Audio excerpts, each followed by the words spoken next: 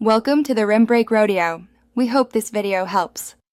You start by opening the first app you want side by side. Once the app is active, make sure it supports multi-window. Some games or camera modes won't. Now open recent apps, use the square button or swipe gesture depending on your setup, and find that apps card.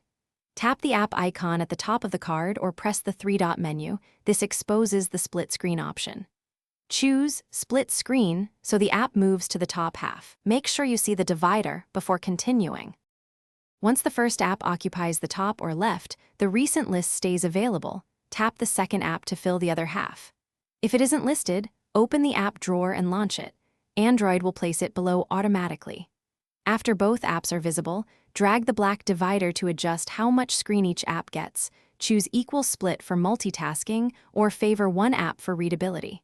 Make sure touch input works in both windows. Some actions may require switching focus by tapping the desired pane.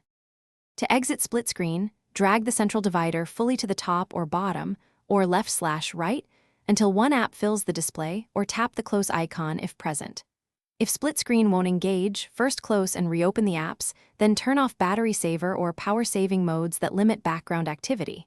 If a pane freezes, force stop that app or clear its cache in settings, and make sure system and apps are updated.